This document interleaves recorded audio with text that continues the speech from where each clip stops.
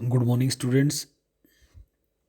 आज हम लोग बात करेंगे बीए पार्ट थर्ड ईयर के अंतर्राष्ट्रीय संबंधों के पेपर में गुट निरपेक्षता क्या है, नॉन अलाइनमेंट मूवमेंट क्या है, या इसका अर्थ क्या है, इसकी परिभाषा क्या है, इसकी विशेषताएं क्या हैं, एतिक विकास किस प्रकार से गुट निरपेक्षता का हुआ और इसके पक्ष विपक्ष में इसकी उपलब्धियां और भविष्य क्या है। इस गुट निरपेक्ष आंदोलन का एक आंदोलन के रूप में चला था। तो सबसे पहले हम लेते हैं कि गुट निरपेक्षता का अर्थ क्या है। अंतर्राष्ट्रीय राजनीति में जो नाम या नॉन अलाइनमेंट मूवमेंट का जो नाम दिया गया है, शॉर्ट में इसको NAM नाम भी दिया गया है, इसका अर्थ क्या है, मीनिंग क्या है इसका। अंतर्राष्ट्रीय राजनीति में गुट निरपेक्षता आंदोलन का महत्वपूर्ण स्थान है। गुट निरपेक्षता शब्द को सर्वप्रथम जिस राजनीति वैज्ञानिक ने प्रयोग किया उसका नाम था जॉर्ज लिस्का, और बाद में अन्य विद्वानों ने भी अलग अलग रूप से इसको परिभाषित किया। द्वितीय विश्व युद्ध के बाद पंडित जवाहरलाल नेहरू द्वारा व्यवस्थित रूप दिया गया इसको, और उनके साथ थे कर्नल नासिर और मार्शल टीटो। इन्होंने भी कर्नल नासिर, मार्शल टीटो और जवाहरलाल नेहरू, इन तीनों ने इसे संयुक्त रूप से अपनाया। पंडित जवाहरलाल नेहरू ने गुट निरपेक्षता को परिभाषित करते हुए कहा कि गुट निरपेक्षता का अर्थ अपने आप को सैनिक गुटों से दूर रखना तथा जहाँ तक संभव हो तथ्यों को सैनिक दृष्टि से न देखना। यदि ऐसी आवश्यकता पड़े तो स्वतंत्र दृष्टिकोण रखना, दूसरे देशों से मैत्रीपूर्ण संबंध बनाए रखना गुट निरपेक्षता के लिए आवश्यक है। इससे स्पष्ट है कि केवल आंख बंद करके विश्व घटनाक्रम को देखते रहना गुट निरपेक्षता नहीं है। ये सही और गलत में अंतर करते हुए सही का पक्ष लेने की नीति है। लेकिन गुट निरपेक्षता देश वह हो सकता है जो गुटों से दूर रहकर ही अंतर्राष्ट्रीय संबंधों में महत्वपूर्ण भूमिका निभाए। गुट निरपेक्षता का सरल अर्थ क्या है? विभिन्न शक्ति गुटों से तटस्थ या दूर रहते हुए अपनी स्वतंत्र निर्णय नीति और राष्ट्रीय हित के अनुसार सही या न्याय का साथ देना ही सरल अर्थों में गुट निरपेक्षता है।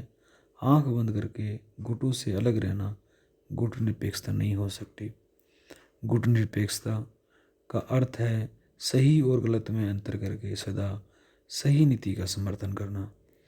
जॉर्ज लिस्का ने इसका सही अर्थ स्पष्ट करते हुए कहा कि सबसे पहले ये बताना जरूरी है कि गुट निरपेक्षता तटस्थता नहीं है। इसका अर्थ है उचित और अनुचित का भेद जानकर उचित का साथ देना। गुट निरपेक्षता का सही अर्थ स्पष्ट करने के लिए ये बताना जरूरी है कि गुट निरपेक्षता क्या नहीं है। गुट निरपेक्षता तटस्थता नहीं है। तटस्थता शब्द का प्रयोग प्राय युद्ध के समय किया जाता रहा है। शांति काल में भी ये एक प्रकार से युद्ध की मनोवृत्ति को प्रकट करती है। ये उदासीनता का दृष्टिकोण प्रस्तुत करती है। ये एक प्रकार की नकारात्मक प्रवृत्ति है, जबकि गुट निरपेक्षता का विचार सक्रिय एवं सकारात्मक है। इससे विश्व समस्याओं का बिना गुटों के भी समाधान किया जा सकता है। इस तरह गुट निरपेक्षता एक सक्रिय विचार है। गुट निरपेक्षता युद्धों में शामिल होकर भी बरकरार रहती है। भारत को चीन और पाकिस्तान के युद्ध करने पड़े, फिर भी गुट निरपेक्ष देश है। तटस्थता युद्धों में भाग लेने पर समाप्त हो जाती है। स्विट्जरलैंड एक तटस्थ देश है क्योंकि वह न तो किसी युद्ध में शामिल हुआ है और न ही उसे किसी सैनिक संगठन की सदस्यता प्राप्त है। इस प्रकार मात्र एक स्विट्जरलैंड एक तटस्थ कंट्री है। इस प्रकार कहा जा सकता है कि गुट निरपेक्षता तटस्थता की नीति नहीं है। गुट निरपेक्षता अलगाव या पृथकतावाद नहीं है। पृथकतावाद का अर्थ होता है प्राय अपने को दूसरे देशों की समस्याओं से दूर रखना। अमेरिका ने प्रथम विश्व युद्ध से पहले इसी नीति का पालन किया, लेकिन गुटनिरपेक्षता अलगाववाद की नीति नहीं है। गुटनिरपेक्षता अंतर्राष्ट्रीय समस्याओं में स्वयं रुचि लेने व सक्रिय भूमिका निभाने की नीति है। उदाहरण के रूप में भारत ने शीत युद्ध में किसी गुट में शामिल न होकर भी इस समस्या के प्रति अपनी जागरूकता का परिचय दिया और दोनों गुटों में तनाव कम कराने के प्रयास भी किए। इस प्रकार कहा जा सकता है कि कूटनिरपेक्षता तटस्थतावाद या अलगाववाद की नीति नहीं है। ये एक ऐसी नीति है जो सैनिक गुटों से दूर रहते हुए भी विश्व राजनीति में सक्रिय भूमिका निभाती है। गुटनिरपेक्षता देश कौन है? गुटनिरपेक्षता का सही अर्थ जानने के लिए गुटनिरपेक्ष आंदोलन के 3 कर्णधारों पंडित जवाहरलाल नेहरू, नासिर और टीटो के विचारों को जानना आवश्यक है। इन तीनों नेताओं ने 1961 में गुटनिरपेक्षता को सही रूप में परिभाषित करने वाले 5 सिद्धांत विश्व के सामने रखे। नंबर 1, जो राष्ट्र किसी सैनिक गुट का सदस्य नहीं हो। नंबर 2, जिसकी अपनी स्वतंत्र विदेश नीति हो। नंबर 3, जो किसी महाशक्ति से द्विपक्षीय समझौता न करता हो। जो अपने क्षेत्र में किसी महाशक्ति को अपने सैनिक अड्डे बनाने की अनुमति न देता हो। जो उपनिवेशवाद का घोर विरोधी हो।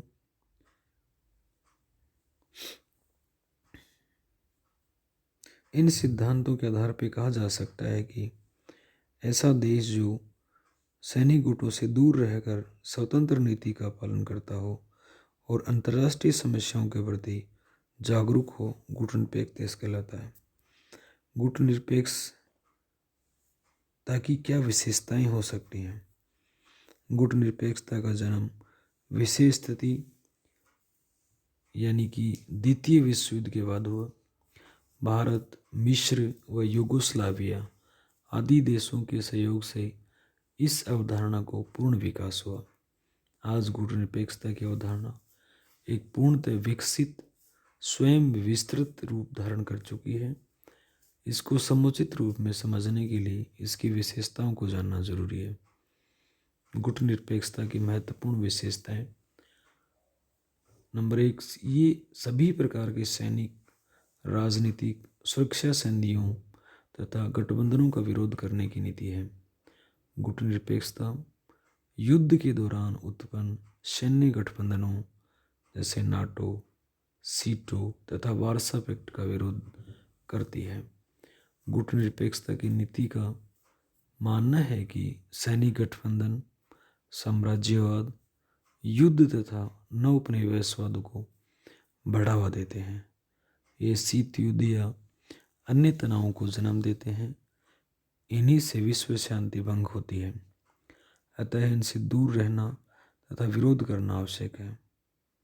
नंबर 2, गुटनिरपेक्षता शीत युद्ध का विरोध करती है। भारत जैसे गुटनिरपेक्ष देश शीत युद्ध को अंतर्राष्ट्रीय शांति को भंग करने का तत्व मानते हैं। इसलिए गुटनिरपेक्षता शीत युद्ध से दूर रहने की नीति का पालन करती है। शीत युद्ध के सभी तनावों को दूर करने का प्रयास करती है। नंबर 3, गुटनिरपेक्षता स्वतंत्र विदेश नीति का पालन करने में विश्वास करती है। उसका मानना है कि गुटबंदियां राष्ट्रीय हितों के लिए हानिकारक हैं। इसलिए भारत हमेशा से अपनी विदेश नीति में गुटनिरपेक्षता को आधार मानता रहा है। गुटनिरपेक्षता अलगाववाद या तटस्थता की नीति नहीं है। यह अंतर्राष्ट्रीय समस्याओं के प्रति जागरूक रहने तथा उन समस्याओं के समाधान के लिए सहयोग देने की नीति है। गुटनिरपेक्षता शांतिपूर्ण सहअस्तित्व तथा आपसी सहयोग की नीति है। ये शक्ति के किसी भी रूप का खंडन करती है। ये राष्ट्रों के बीच तनावों, संघर्षों को शांतिपूर्ण ढंग से हल करने में विश्वास करती है। ये राष्ट्रीय हितों को प्राप्त करने का कूटनीतिक साधन नहीं है। ये युद्ध का लाभ उठाने के किसी भी प्रकार के अवसर का विरोध करती है। ये एक सकारात्मक गतिशील नीति है। ये विदेशों के साथ मधुर संबंधों की स्थापना करके राष्ट्रीय हितों की प्राप्ति करने का बल देती है।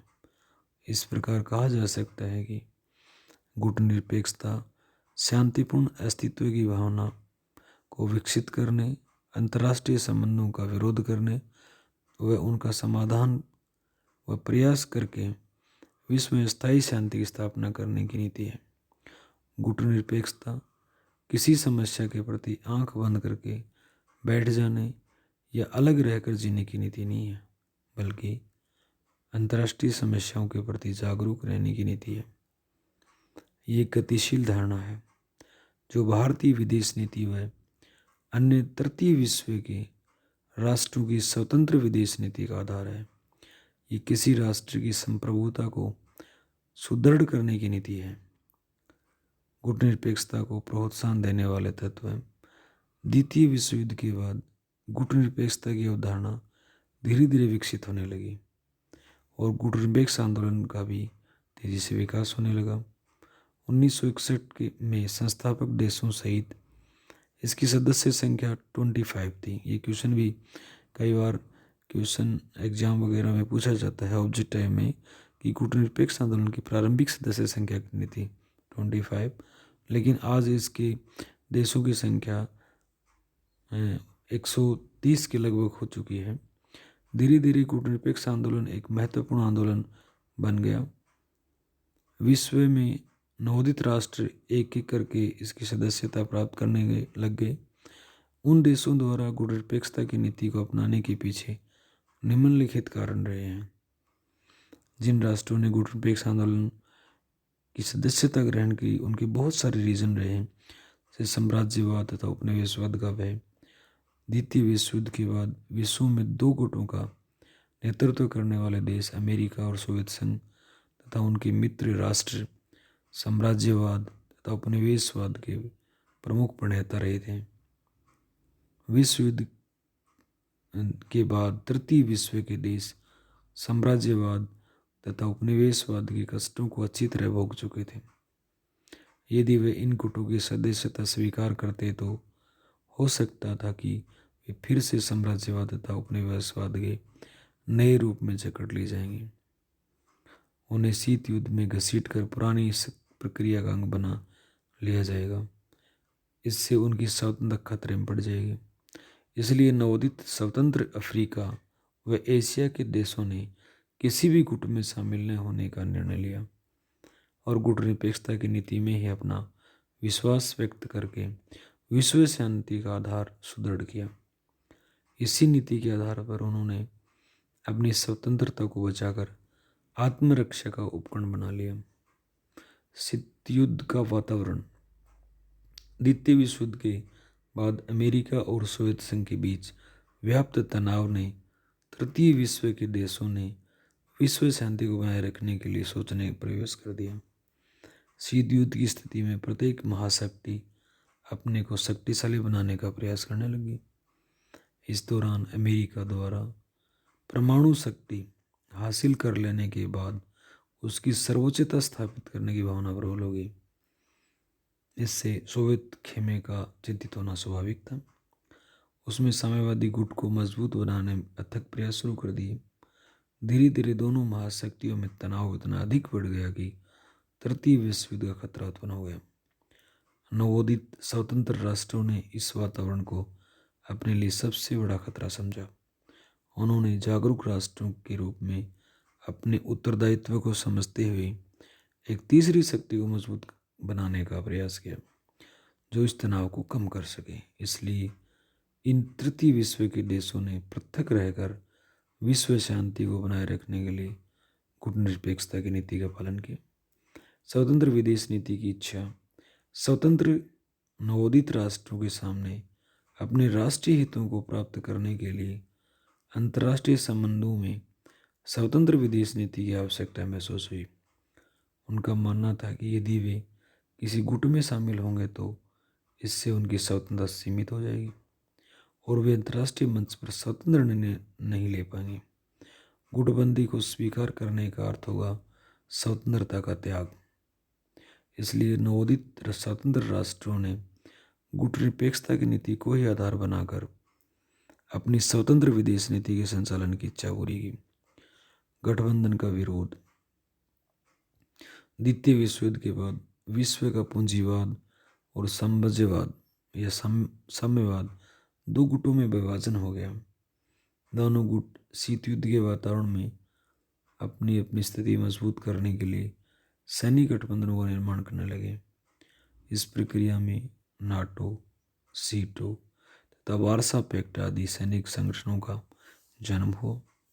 अमेरिका ने नाटो तथा सीटो तथा सोवियत संघ ने वारसा पैक्ट की स्थापना करके विश्व में तनावपूर्ण वातावरण में और अधिक बढ़ोतरी कर दी। इससे नवोदित स्वतंत्र राष्ट्र ज़्यादा भयभीत हो गए। वे इनमें दूर रहना चाहते थे ताकि उनके राष्ट्रीय हितों को कोई नुकसान नहीं पहुंचे। उन्होंने इन संधियों या गठबंधनों को अंतर्राष्ट्रीय शांति व राज्यों की स्वतंत्रता के लिए भयंकर खतरा मानकर इसका विरोध किया। वे किसी गठबंधन में शामिल होकर विरोधी गुट से दुश्मनी मोल नहीं चाहते थे।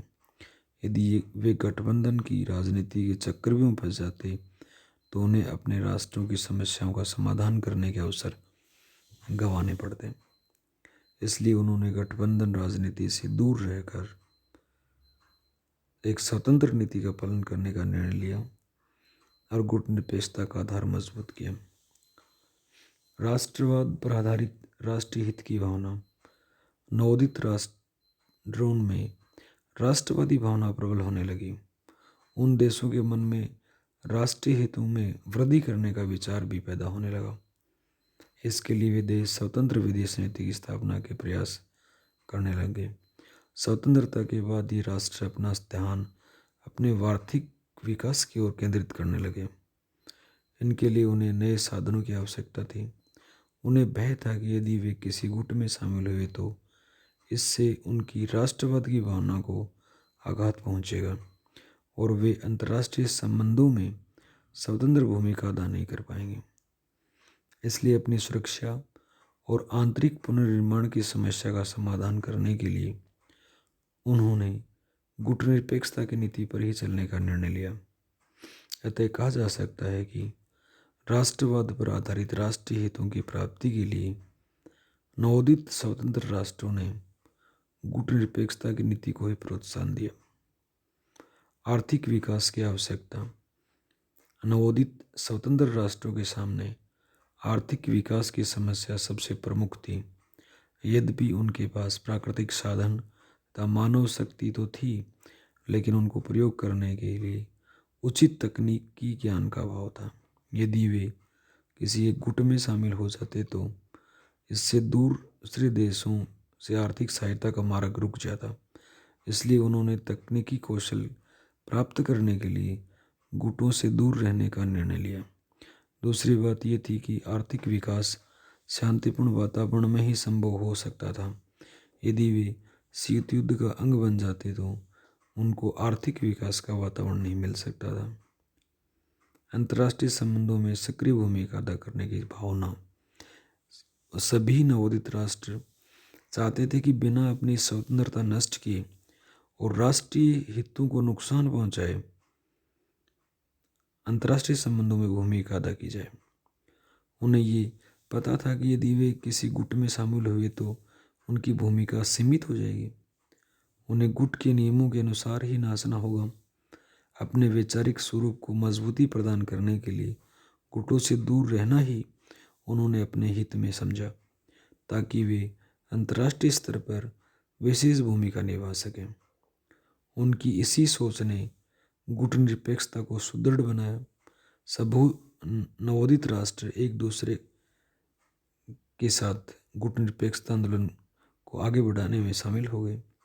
युद्ध का भय भी विश्व शांति का विचार।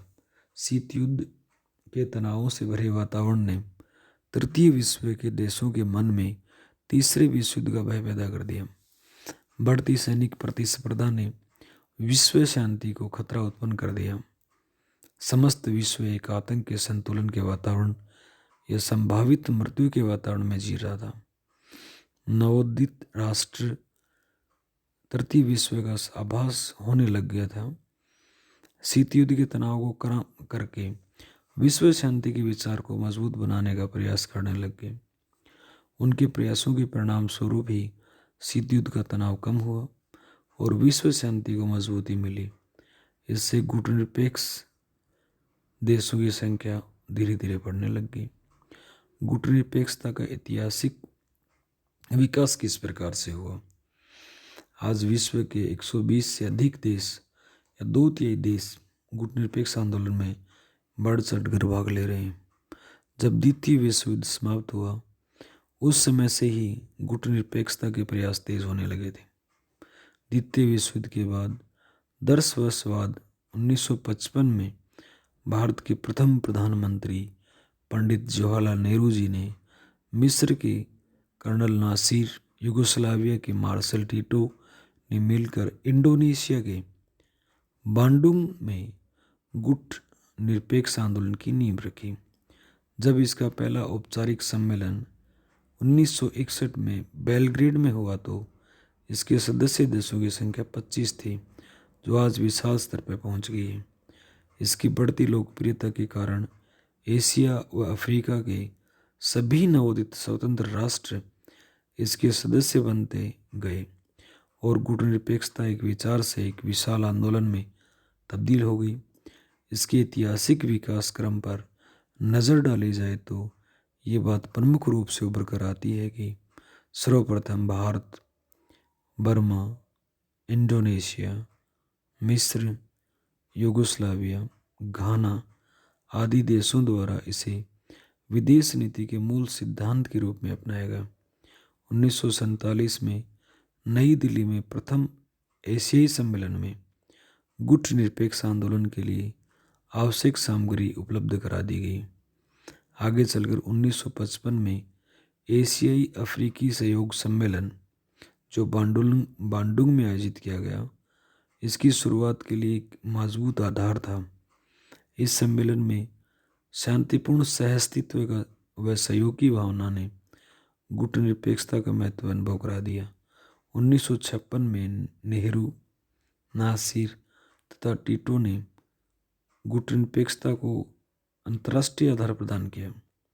गुटनिरपेक्ष देशों ने संगठित होकर 1968-61 में बेलग्रेड में एक शिखर सम्मेलन का आयोजन किया, जो सैद्धांतिक रूप से गुटनिरपेक्षता का प्रथम व्यवस्थित अंतर्राष्ट्रीय प्रयास था। उस समय से अब तक 19 सम्मेलन हो चुके हैं।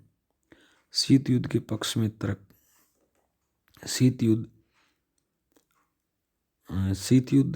में गुटनिरपेक्षता शीत युद्ध की समाप्ति के बाद गुटनिरपेक्षता की आवश्यकता को एक बेईमानी कहा जाने लगा।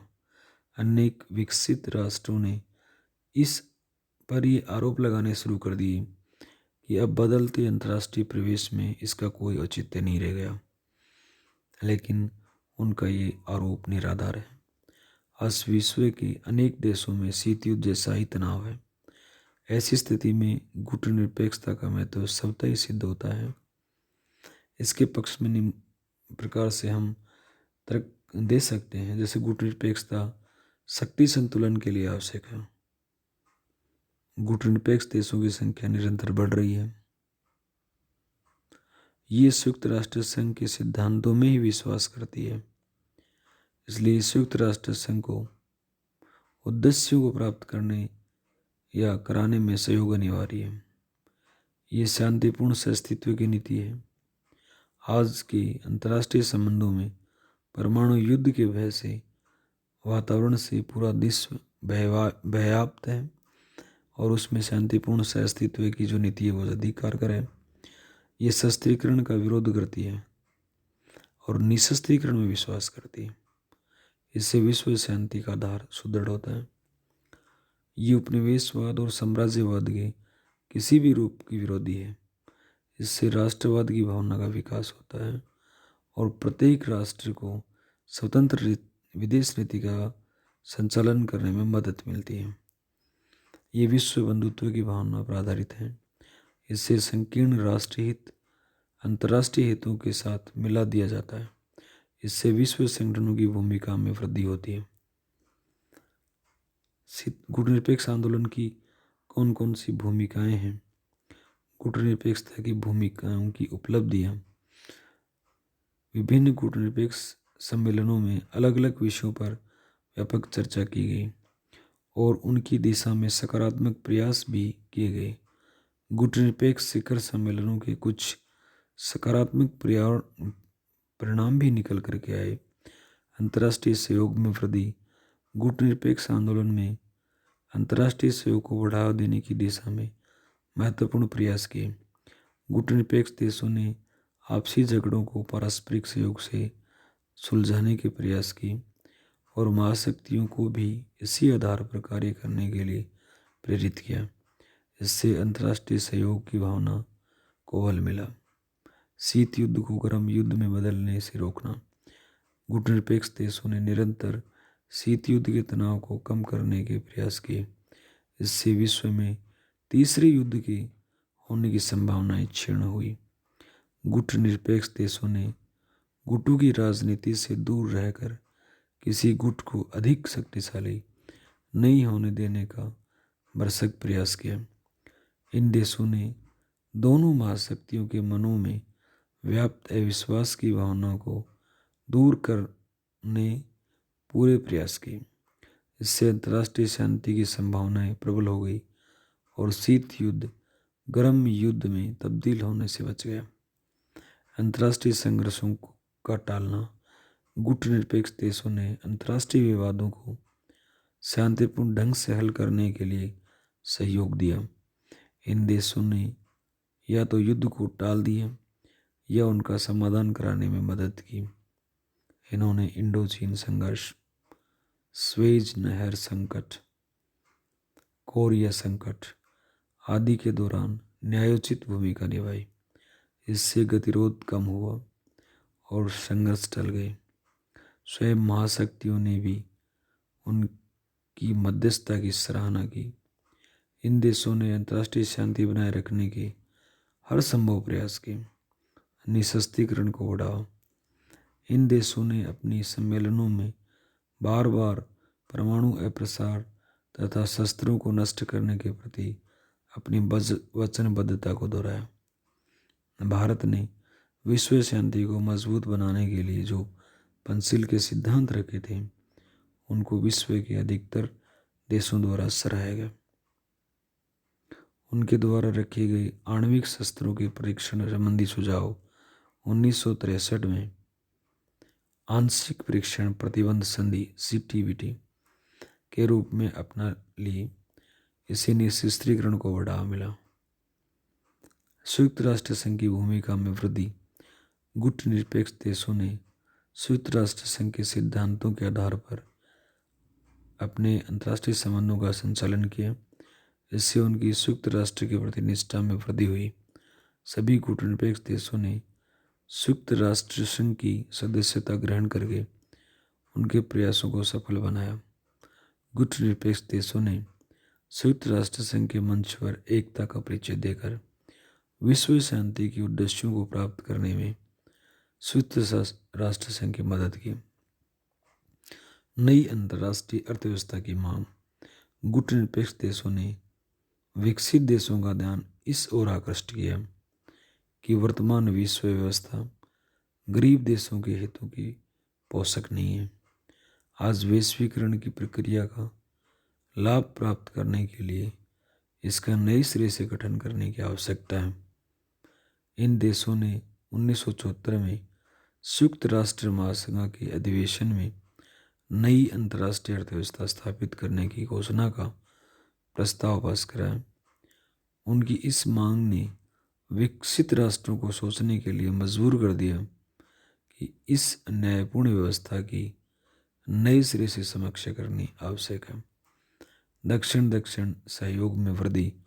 1976 में कोलंबो शिखर सम्मेलन में गुटनिरपेक्ष देशों ने पारस्परिक आर्थिक सहयोग को बढ़ावा देने का आह्वान किया।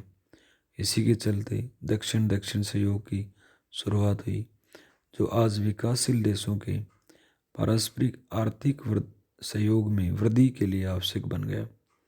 अब गरीब राष्ट्रों के पास आर्थिक विकास के लिए दक्षिण दक्षिण सहयोग की बात प्रमुख मुद्दा बन गई। ये गुटनिरपेक्ष आंदोलन की प्रमुख उपलब्धि कहा जा सकता है। गुटनिरपेक्षता की क्या विफलताएं हैं?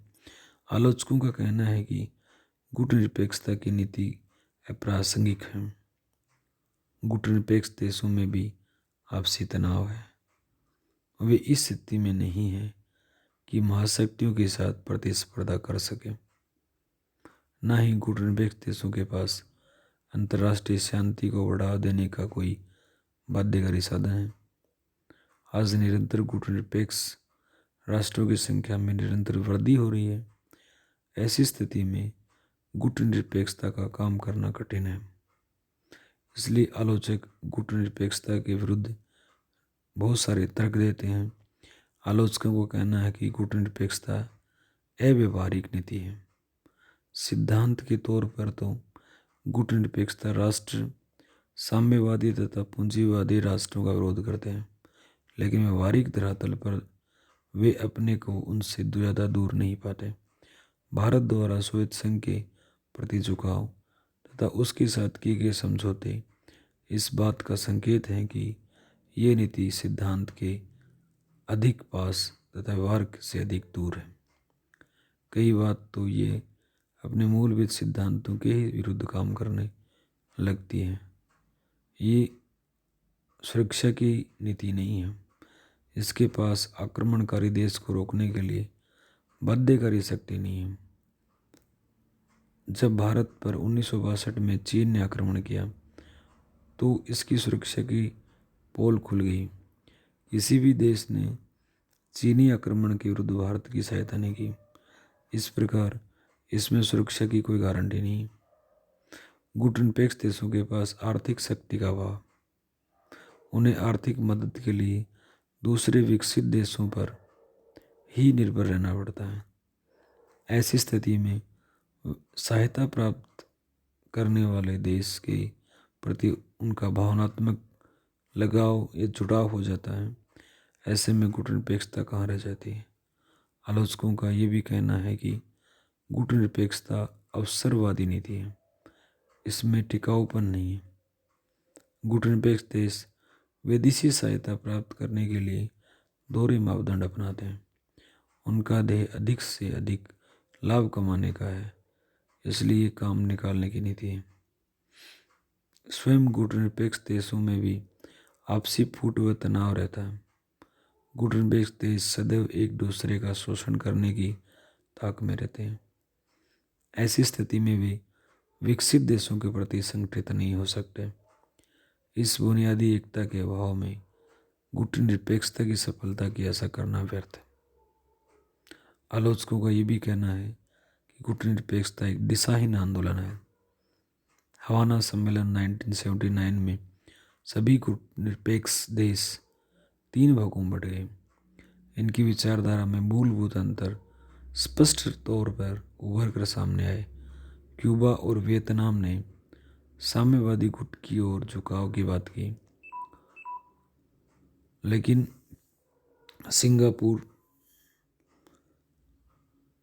सिंगापुर तथा जायरे ने पश्चिमी गुट के साथ सहयोग करने की वकालत की। भारत जैसे देश ने भी केवल गुटनिरपेक्षता को बनाए रखने के लिए सहयोग दिया। इस प्रकार हम कह सकते हैं कि विरोधी विचारधाराओं ने गुटनिरपेक्षता को एक दिशाहीन आंदोलन बना दिया। गुटनिरपेक्ष केवल आदर्शवाद का पिटारा है, इसका कोई मौलिक सिद्धांत नहीं है। गुटनिरपेक्ष देश कई बार द्वितीय मामलों या द्विपक्षीय मामलों को अपने सम्मेलनों में उठाते रहते हैं और उसमें शामिल सभी देश पृथक तरह की विचारधाराएं रखते हैं। इससे गुटनिरपेक्षता का अंतर्राष्ट्रीय राजनीतिक व्यवस्था में कोई प्रमुख परिवर्तन नहीं हुआ और शीत युद्ध के दौरान दोनों महाशक्तियों में आपसी तनाव में कमी गुटनिरपेक्ष देशों के प्रयासों से न होकर उनकी आपसी सूझबूझ का ही परिणाम था। गुटनिरपेक्षता का भविष्य। आज विश्व के सामने प्रमुख मुद्दा सुरक्षा और विकास का है। आलोचकों द्वारा गुटनिरपेक्षता को अप्रासंगिक बताना अनुचित है। आज संयुक्त राष्ट्र संघ के 2/3 देश इसकी सदस्यता ग्रहण कर चुके हैं। इसकी लोकप्रियता दिन प्रतिदिन बढ़ती जा रही है। ये नव उपनिवेशवाद, साम्राज्यवाद तथा शक्ति राजनीति विरोधी आंदोलन से शुरू कर आज सुदृढ़ तृतीय विश्व के महत्वपूर्ण आंदोलन के रूप ले चुका है। ये शांति और समृद्धि का प्रमुख प्रोत्साहक बन गया है। ये तृतीय विश्व की एकता, स्वतंत्रता, विदेश नीति, विकासशील राष्ट्रों के अधिकारों, अंतर्राष्ट्रीय सहयोग में वृद्धि व अंतर्राष्ट्रीय शांति का प्रमुख माध्यम बन चुका है। इस प्रकार नाम या गुटनिरपेक्ष आंदोलन है वो अंतर्राष्ट्रीय शांति को बनाए रखने, नव उपनिवेशवाद का विरोध करने और निशस्त्रीकरण को बढ़ावा देने और संयुक्त राष्ट्र संघ का प्रजातंत्रीकरण करने के लिए दबाव डालने के एक साधन के रूप में भूमिका निभा रहा है। नाम का भविष्य उज्जवल होगा, अन्यथा अंधकार में। इसके बारे में स्पष्ट रूप से कुछ भी नहीं कहा जा सकता। गुटनिरपेक्ष आंदोलन को सुदृढ़ बनाने के लिए गुटनिरपेक्ष देशों को इसकी सभी कमियों को दूर करना होगा।